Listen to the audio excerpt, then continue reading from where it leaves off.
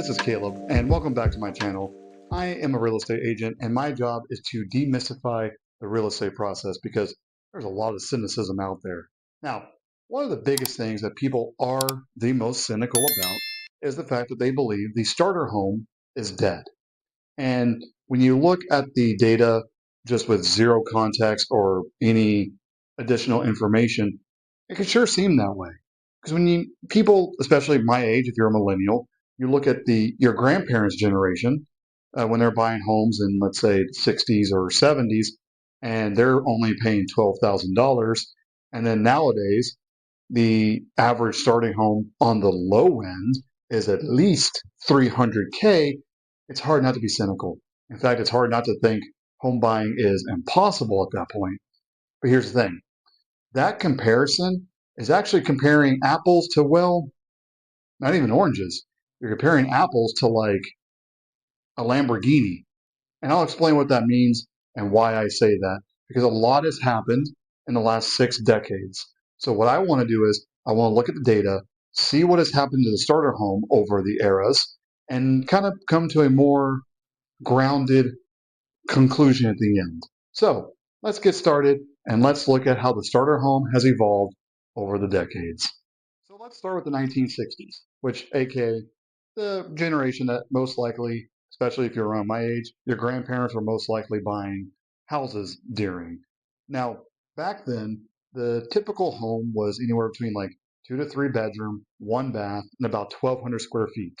And the median price was about $12,000. And the important number, the average household income was 5,600. Now, do want to give the obvious disclaimer of these are all averages and medians. Obviously, the number can range greatly depending on what part of the country you're referring to, even when you go back in time. But with all that out of the way, what's important about that is the price to income ratio then at that time was 2.1. And for those that don't know, when it comes to price to income ratio, anything below 3 is considered affordable. So these were small, efficiently made, basic homes that were very affordable. Now, when I do say basic, they did not have features that most of us would consider, especially if you live in Texas, uh, guarantees that you have to have. I mean, I'm talking about things like air conditioning units, having a large master bathroom, having dual, like two sinks in the main bathroom. Like things like that were luxury items back then and were not part of a starter home. So think about that next time you remember those very cheap houses. Part of the reason why they were cheap is a lot of the bells and whistles that we expect to see in even apartments were not in those homes. So just want to keep that in mind, especially when you think back to like what a lot of people say is the golden era. When we say those were very basic homes, we mean they were very basic homes. Now let's go into the 70s and the 80s. Houses were getting a little bit bigger, maybe an additional bathroom. If you were really kind of pushing it, maybe not an additional bedroom, but like maybe like 3 bed became more of the standard. And the thing that killed housing affordability back then, because affordability jumped up to 3.1 and a little higher than that, depending on where you were in the country. And the biggest thing that affected that was not necessarily prices, but it was interest rates. If you've talked to your parents or anybody that was alive back then, they will tell you how bad interest rates got, especially in the 80s. In fact, they jumped up to over 18%, depending on where you were. And that obviously will kill, even no matter what you're making, that makes what you can get, what you can afford, it just goes nuts. So houses were still like manageable in size when it came to the starter home, but there are some additional factors now that were starting to come in that were making them go up in price. One, because of what they were built with, but also because of sky high interest rates. But of course, it doesn't stop there because now we got to get into the 90s. All right, now that we're in the 90s, this is where things really started like the train was going fast, but now it's starting to shake because it can't quite stay on the rails. Because in the 90s, what was considered a starter home versus what would be basically what your upgrade home would be. And if you don't know what that is, the upgrade home is typically the larger home you get whenever you have a growing family or maybe your career is really taking off, and it's usually the home you're going to stay in for a significant amount of time. What was considered an upgrade home versus a starter home got blurred to the point that there really wasn't a difference, because what people were expecting out of a starter home was not just the basics of what we've covered so far. They were looking at, and I kid you not, 2,000 square feet, 4 bed, 2.5 to 3 bath, 2 car garage, like large laundry room, large master bath with the bedroom attached to it, you know, just all these bells and whistles. So obviously, builders were more than happy to oblige, because obviously by putting all that in, you're able to charge more. So this meant the affordability was now that price to income that we covered earlier. And remember, three or less is considered affordable. Now we're at 4.1. So it's getting worse. And when we get into the 2000s, it continued to balloon, especially with like larger homes, and that being considered the norm of what you would move into and get for your first house. Combine this with sketchy loan practices. If you've heard about subprime lending, you already know how bad that was. There's a reason why Texas had to outlaw it. Bless those that were behind that movement. Thank you. But combine all that together, the price to income ratio is now at 5.4. So we are so far detached from reality, it really isn't hard to see where the bubble came from that would burst in 2008, because as the saying goes, what goes up eventually comes back down.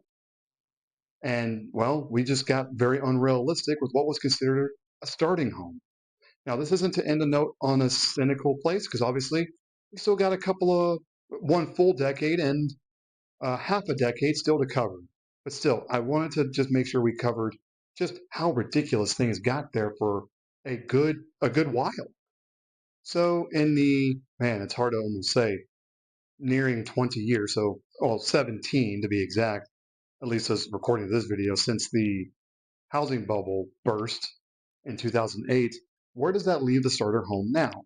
Well, to put it simply, for new builds, they are about 1,800 square feet. And I know you might be thinking, man, that's so much bigger. That's a studio apartment added on top of what was expected back in the 60s, and you would be correct. And well, there's a couple of things that is leading the charge on why the price to income is still pretty bad. It's anywhere from 5.0 to 5.6. There's a couple things that are leading into that, and it's build creep and, well, regulations. Now, the build creep is the fact that, well, to put it simply, there's not as much money to be made from building a smaller home that has less bells and whistles on it. So if you want to know what a true starter home is in the current day, a true starter home now is to go find a home from the 80s or 90s that has been well maintained, because that will have it's a little bit smaller, it's going to hold its value, and especially if they have taken good care of it, it's going to continue to appreciate over time. Because, well, builders do want to make money, and so obviously it's going to be a while before you see any true like boom when it comes to starter homes, at least with brand new construction. Now, when it comes to regulations, this is the one that no one thinks about. A lot of the stuff that we expect now when it comes to like insulation, like what the ceilings are made out of, paint, things being fire code like correct. These are all things that really did not exist back in the 60s. Talk to any inspector or talk to any buyer agent like myself who has dealt with inspection reports, especially for an older house. The amount of safety regulations is incredible. But where the pro of obviously meaning you're getting a better built house that isn't just, a box that could go up and smoke at any time, the downside is it costs more. In fact, on average, about 24% of the home price is because of all the materials they had to get in order to make sure they stayed in line with regulations. And so you're getting a better home in the long term, but of course, it makes things more painful in the short term when it comes to affording them. So keep that in mind when you see the older homes. There's a reason why a lot of them, especially if it's a home from the 40s or earlier, they're considered borderline death traps, especially compared to what has been made in the last 30, 40 years. Now, when it comes to all this, you might think to yourself, oh my gosh, the affordability is still all over the place, so it's impossible. No, the point I wanted to make is, and the point of this video is to answer the question, is the starter home dead? No, it is not. But it is buried under a lot of stuff. And this is also why I said at the beginning of the video that trying to compare homes from the 60s to today, or even heck, the 70s or 80s to today, it's apples to a Lamborghini because we expect larger homes. I mean, think about those homes I told you about from the 60s. That sounds like an apartment. Like there are apartments that are bigger and nicer than that. And that's what was considered a home that you had to take out a loan on. So we have higher standards now. And when you combine that with obviously businesses want to make money because building homes is not a cheap venture at all, it kind of leads to a lot of messiness. Now, what can we do about it? Because you might think to yourself, well, thank you. Now I can just properly be cynical about everything. No. What I'm trying to say is this is why you need an agent because we can help find homes out there. Because with all this explained, I hope this has helped you understand starter homes are still a very real thing. I've helped multiple clients get into a starter home. And yeah, they were homes that were built back in the 80s and 90s, but they're very happy with where they have gone. And I know they are set up for the future. If they ever do decide they want to get a larger home, they now have a great platform for when they sell that house in order to afford that larger home, which is the whole point of a starter home. You either stay in it because you're very content with what you have, or that's your jumping off point in order to afford a larger home. So I like to, like I said, demystify, and I wanted to make sure you understood starter homes do still exist. So my name is Caleb. I would love to talk with you. Down below, you're going to see a link to my link tree. Please follow it. It has all the various ways to contact me. I would love if you subscribe, share this video, and all that fun stuff.